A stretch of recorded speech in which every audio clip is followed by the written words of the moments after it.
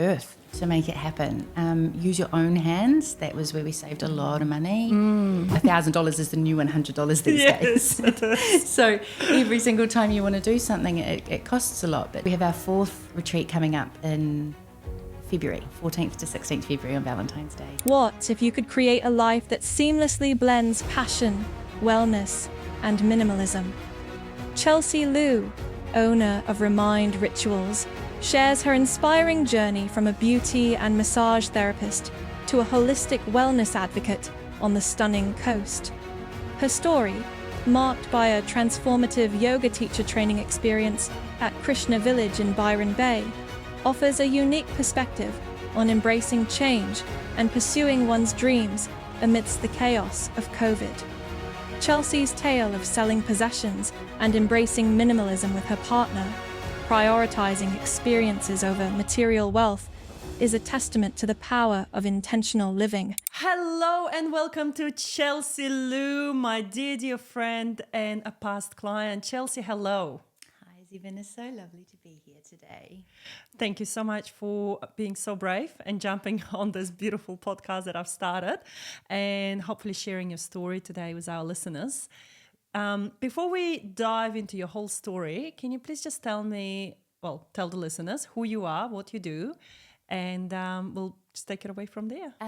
So my name is Chelsea. I live in the Kapiti Coast. We have a beautiful wellness centre in Peka called Remind Rituals, where we do fire and ice sauna sessions, we do breath work and wellness-based things, so retreats, massage, all holistic beauty therapy, and it's just a space and a haven that I just absolutely love, and I'm so lucky that I get to call this work. I'm a mama of a beautiful daughter, Lily. She's 2 years old, so juggling that work-life balance at the moment. So that's been quite interesting. But so I've been in this space for over 20 years. I've been a beauty therapist and massage therapy. And then it just sort of went down this beautiful path of I just wanted to keep healing and keep feeling better and keep like expanding on what I do. So I guess the real nitty-gritty of my love for what I do and in my life would be where my journey started at the yoga teacher training at Krishna Village in Byron Bay.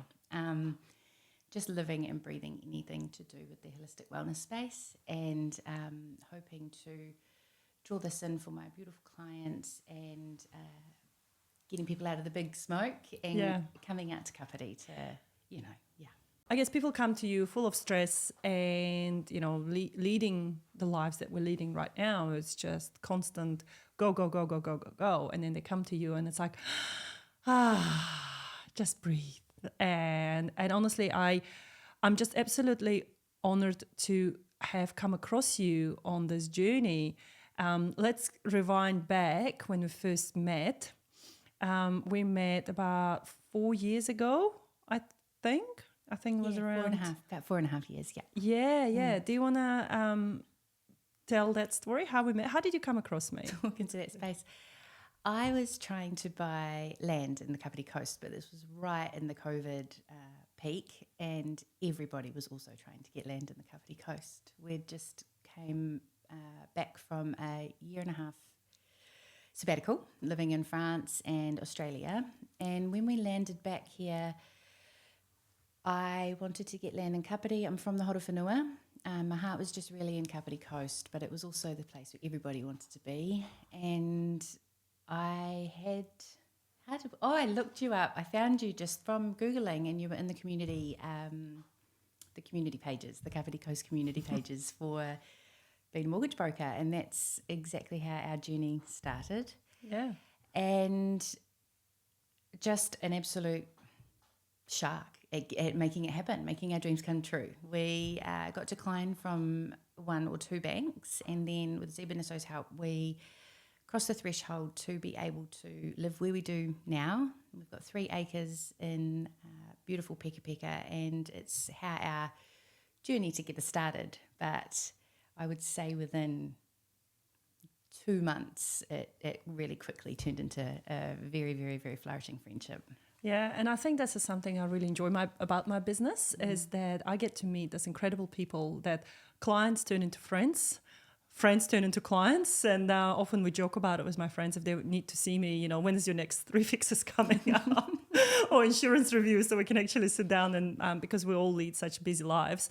But when we do catch up, it's always very special. So yeah, I actually I remember now, I think we met when I just had my daughter. So yeah, it would have been, because I think she came with me to the meeting, didn't she? Came to the first interview and I was like, wow, check this lady out, coming to interview, just hustling, but it wasn't a hustle at all. It was so natural. And Zara was, I just remember the fuzzy sticky up hair, and yeah, she was really little. She was in a capsule, I think. I brought her. Yeah, I often brought my babies to the meetings. Yeah. Normally they behaved when they were little. Yeah. Just sleep. Just sleep. But yeah, it was really interesting because as you said, you took the sabbatical, you worked really hard, you traveled hard. One thing you recently mentioned, and I said to you, oh my God, Chelsea, you've got to share this on a podcast, how you saved money for the deposit. So let's go back even a step further backwards. You shared the story of how you managed to save money within that 12 months period or 6 months period. Can you please tell my listeners what you did? Yeah, definitely.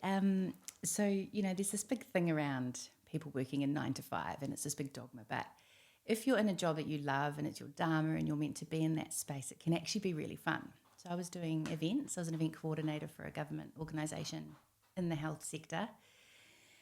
And my partner and I, Arthur, decided we would like to have a year off work. He also worked for the Ministry of Education, and we decided, right, how do we make that happen? We were paying, I can't remember, $650 a week for rent, so it wasn't too high, but we thought, how can we do this? So we sold up our house. We had a big, beautiful white Hilux. And this was where that sort of holistic journey started, where we realised that the bigger and better things didn't bring us happiness. And getting rid of everything, it just started to feel so freeing. So we sold our house, we sold everything we owned. We got rid of this beautiful white Hilux that we had and bought a Nissan, I think it was a Nissan Corolla, and honestly, it was $1,700. It looked like it could have been picked up from a junkyard, but it drove and it had a registration and warrant, and we went house sitting. So we looked after houses and animals all around Wellington, and it was really hard. We were living in a suitcase and we were living out of a car, not knowing where we were going to live week to week sometimes. And then we landed a longer house sit for 2.5 months.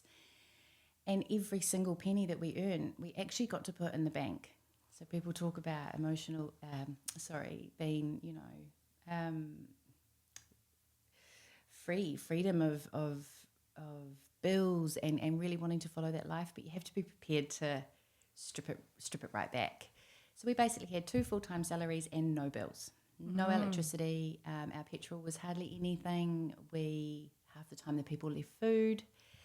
And we got to just hang out with dogs. It was amazing. So in that first year, we only had to pay for an Airbnb for, I think, about 4 weeks. And honestly, I can't say figures, but I can't remember exactly what it was, but we were in the 6 figures when we saved by the end of this, because if you imagine 2 full-time salaries and no bills, it added up really quickly. We didn't have any debt, and then we took some money of that aside. We went and did our yoga teacher training. We went and travelled to, Arthur's mother lives in the Martinique in the Caribbean, and his father lives in France. So we spent a year off with that money. It was absolutely magical, but a lot of growth happened within that time. And then they also gave us a really nice part of our money for our deposit for our house, which you helped us with. So we took our KiwiSavers out, which was your advice, and then we put that money in. But it was a journey, but it was magical, but there was lots of really hard times too. But thinking back on it now, and I wanted to bring my diary with you, but I forgot. I wrote this vision when I was at Krishna Village, which is where I did my yoga teacher training. And it has a wellness centre with a little house at the front.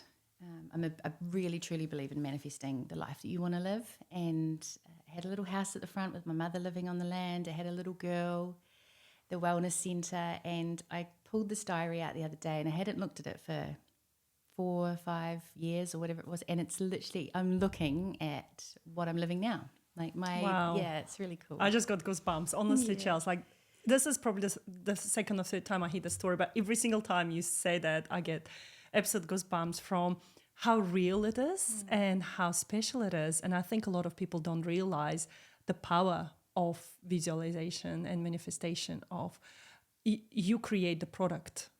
You are the master of your own destiny. That's what I truly believe in. And that's when I sit down with people and I go, okay, what do you want? What's your vision?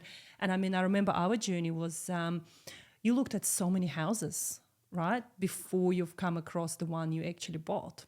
We put in, I think, about over 20 full applications for houses just to be declined, because it was just the market that we were in. Yeah, it was a really hot market, you know, and what impressed me in you is that you were not giving up. You were like, oh, I've got this vision, I know what I want, and I'm going to go for it. And that's what I admire in you, and that's what's coming through your stories as well, with house sitting and making that sacrifice. And I think a lot of people don't, you know, they see that picture now that, okay, you've got this beautiful Peka retreat center and stuff like that, but they don't probably really know how much you had to sacrifice during those house sitting days. I mean, yeah, it could be fun. It sounds like fun going to people's homes, but sometimes it's not fun because you just don't know where you will arrive or what sort of, you know, environment it is, or dogs that you need to look after. But also, I guess the other side of the coin is you get attached to the dogs and the cats, and then you have to leave them and wave goodbye. So, you know, all these different emotions that you go through, but then you've got that goal, you've got that vision, you know where you're going. And that's what really inspired me about you. Take me to the house that you finally ended up buying, because I know what you did with that garage. Can you tell our listeners the vision you had, how it looked like, and what did you do with that space, please? Yeah, well, it was actually from, I always saw it and I just had to make it sort of come to life. It was always in my mind and I just had to get it on paper.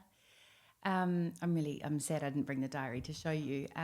However, when we looked at the place, it just had a double car garage and a little bathroom to the side.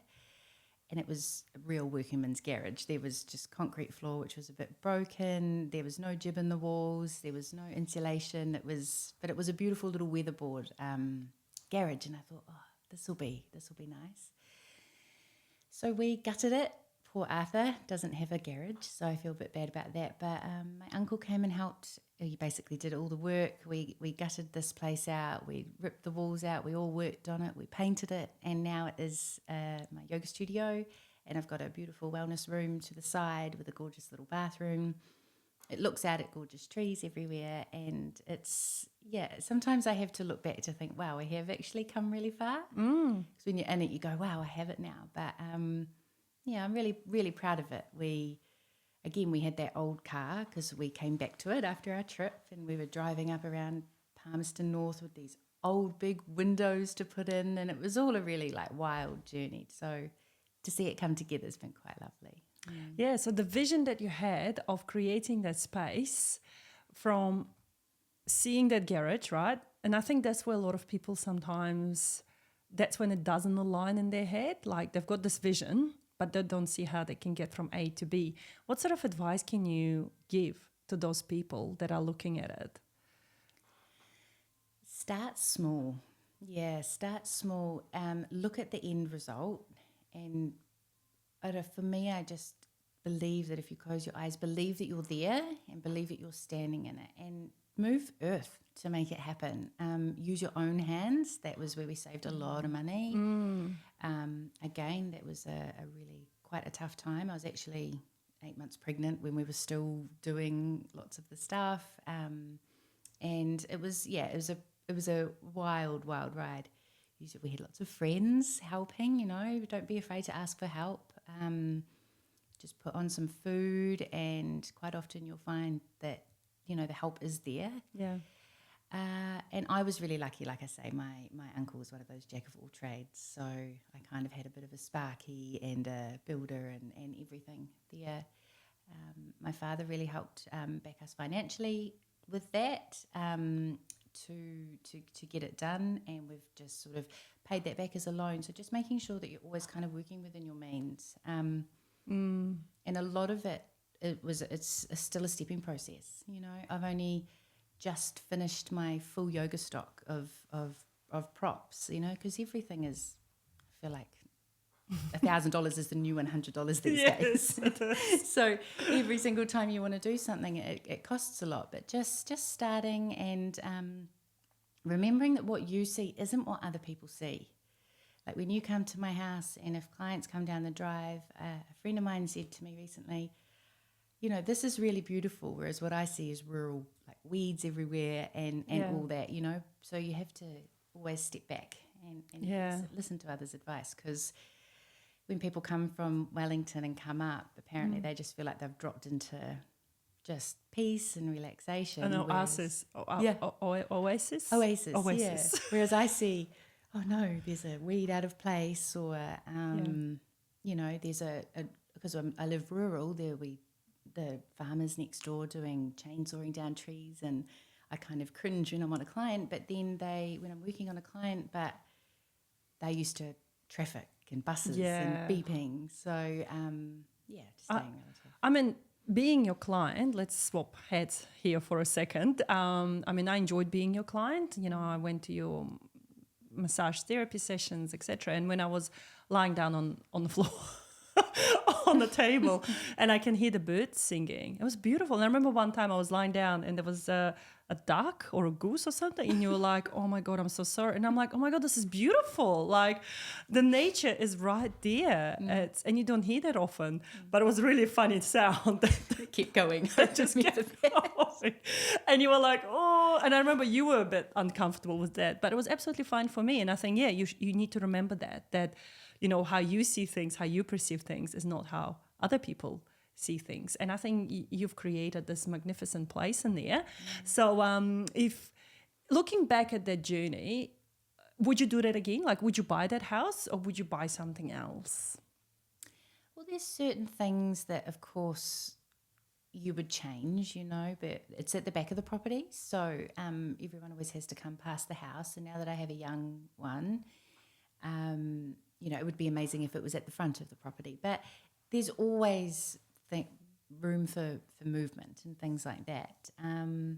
But yeah, there'd certainly be things I would change. If anything, I would actually like a really small house. That journey really taught me that we wanted land, and we wanted to do little cute cabanas where people could stay, and I wanted to live in a tiny home, but unfortunately there was just no bare land when I was looking.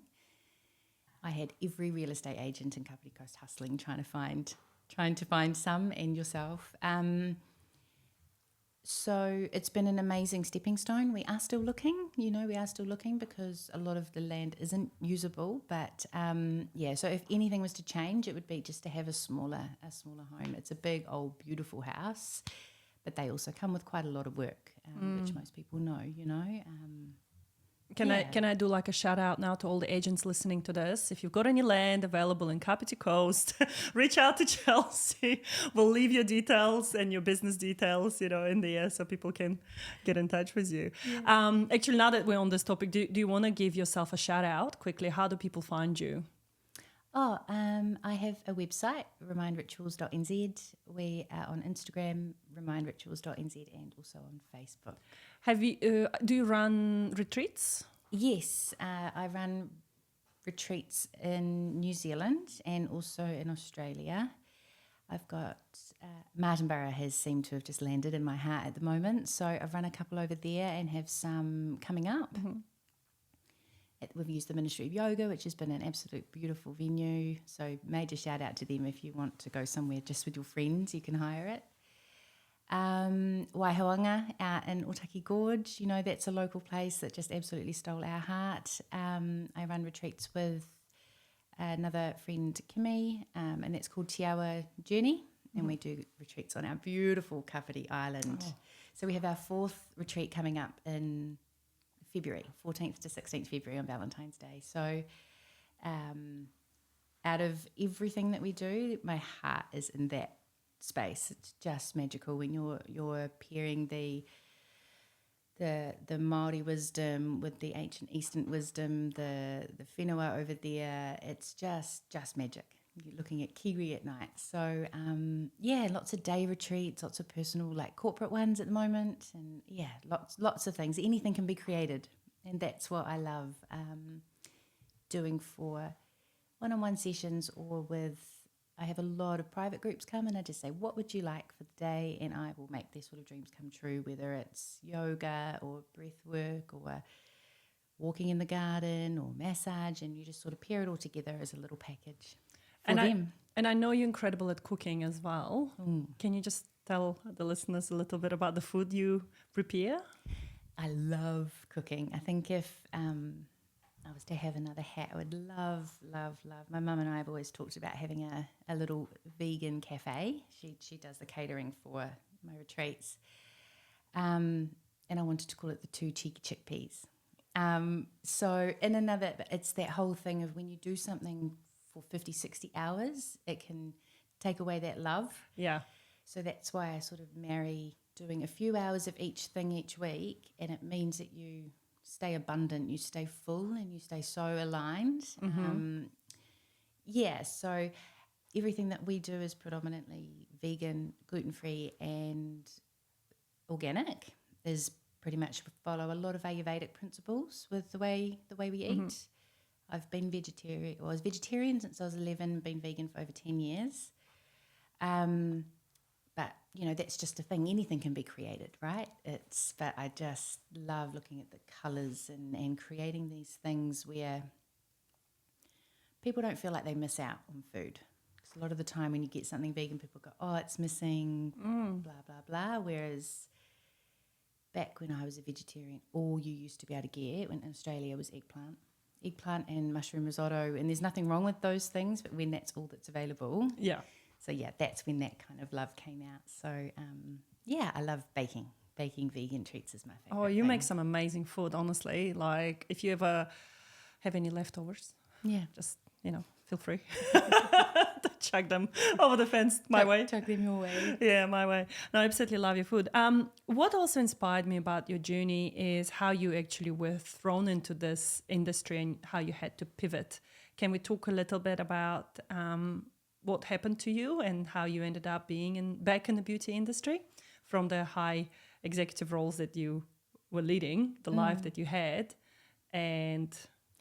Yeah, well, it was after the trip. It was after that's how that house sitting story started. A dear friend of mine, Marie, she was a project manager at the place I worked. She said, I need someone to look after my fish for 6 weeks.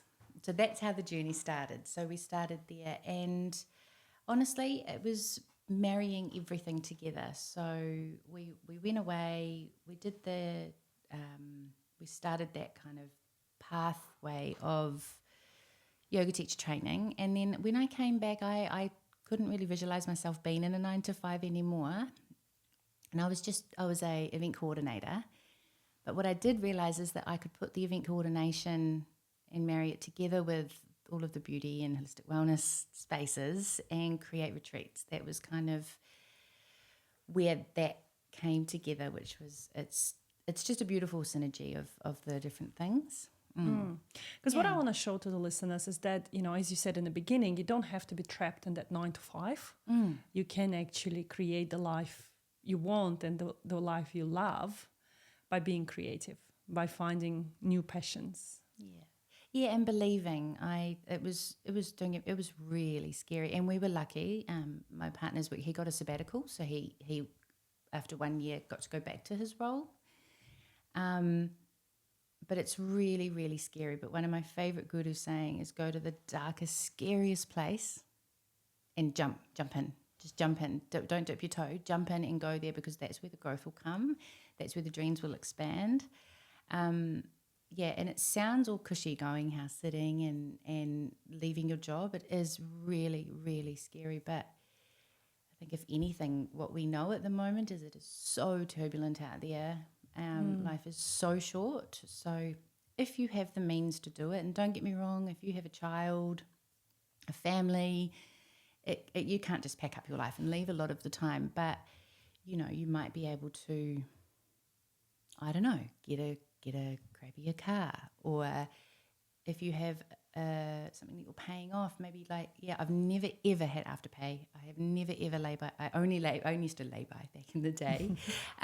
So making sure that you live within your means to make it come true. But just jump in and try it, and if it doesn't work, then you can go back to, like you say, that 9 to 5, which can be beautiful for people that love it. I loved it when I was in it, but it was just stepping away. If you step away to look back, then that's where you'll know exactly what you want. Yeah. And because your partner is also in a similar field as you, do you want to tell us a little bit about what Arthur does? Yeah, so Arthur still works in the city, and we did our training together, and it was more just to expand our own practice. It was never going to be this big journey of what it's become. Yeah. So that's that pivoting, like you said, Zebiniso, it's pivoting and changing. So while we were there, it was like, everybody needs to feel this. Like, everybody needs to get a touch of this magic, and so, he trained in that. And we are still trying to do the jump, trying to do the leap. So he does men's retreats and takes classes and things, but does still have the full-time job. So we are hustling at the moment. Like, outside looking in, it looks like it's all together, but trying to be a stay-at-home mama and trying to run events and do retreats and have your partner doing 9 to 5. We have no evenings together like it does. At the moment, it's hard. We don't have that typical after-work family time because he's running out to another job or to teach a class, or I'm doing the same. But I feel they have a vision that in a couple of years, hopefully the plan is that he will start to cut down the days and still be in both. A foot in each side, but it's really, really tiring. Yeah, but you've got to do it. I'm glad that you are real and you are saying that it is hard, because as you say, people looking from the outside in often only see the bigger picture of, happy family, they've got this retreat running, they've got a beautiful girl, everything seems fantastic. But actually what's behind the scenes is, you're hustling, you're running from place to place. Like even now, I think you just had to put your baby down and come over here. So, even things like this, like people listening to us going, that's a cool podcast, but they have no idea that right before the podcast, you had to work hard and then get your baby to sleep and then rush over here and jump on camera for the first time ever. I think us as humans, anything we see online these days or anything we see that's going on in our friend's life, we really need to take a step back and go, okay, that may not be the true, not that it's not the true picture, but, give that support and give aroha to each other a little bit more. Then I don't think we do that enough. I don't think we pat each other on the shoulder enough and say, Chelsea, you're amazing. Well done. You're beautiful. I don't think we do that enough. Yeah, do it. I think my friends get sick of me telling them how amazing they are and how much I love them, because you just might not have the chance to one day. It's like that whole thing about jumping in and trying, just tell someone or forgive someone. It just sounds cheesy, but it just always comes back. It makes you feel good. So I completely agree. Yeah. So what's next for you in store? What's your next step? Well, like I say, we are thinking of we are looking. I would like to get a little bit closer to Wellington. Okay. So at the moment, that's what I'm trying to kind of manifest. I want to stay in the Kapiti Coast, but move a little bit closer to where Lily will go to school, which is Steiner in Raumati South. So I'd like to not have that commute. So I'm looking, what if anything was to come up, there's a retreat centre on the market at the moment out at Otaki Gorge, and if I could just pick it up and put it in a different destination, it would be perfect. So I have people looking, and for me it would be being able to go to the next step, because at the moment I'm just me. I'm only a one person, and I'm getting really tired. So having a space where people can come and stay, so where we can do the cooking and the glamping and have other facilitators hire the space, because at the moment I'm travelling other places, and have it to be able to have people stay. That would probably be the next plan, on the thing is. But it has to be the right place because it's pretty special where we are. We have amazing neighbours, so that's a big thing when you're running a business, Oh, totally. Especially when you live rural as well. I think neighbours are important because they would be your first point of call, really, if something you need or something's going on. To wrap it up, Chels, thank you so much for all this insight. To wrap it up, everything I've been asking of people of lately today of the people that come to visit is, what gives you joy? What fills your cup? What fills my cup? I guess, there's so many things. Friends, family, obviously my baby girl. But being able to be real and jump in and try and stay within. So the joy is that I have taken that leap and I am doing what I love. So I guess my work gives me joy, my family give me joy, my friends give me joy. That doesn't come with, sadness at times too, for sure. But I just think, and just being so grateful for everything that's going on. So it's just so wild out there and so sad the way that other people are living. So just staying so grateful for everything that you have, even just your breath. It sounds so cheesy, but some people even struggle to do that. So, it's just a really powerful thing to just come back, be so grateful that you have a body that works or a voice that speaks or, like the ability to take a big breath and be here and live. Wow.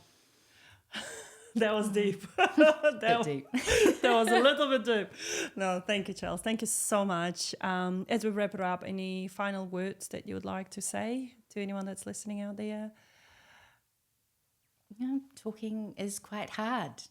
Showing up, not just in a photo and for social media. So this is the first time I've tried, so we'll see how that goes. So no, that's all, Zebina. So thank you so much. Thank you for coming. Namaste. Namaste.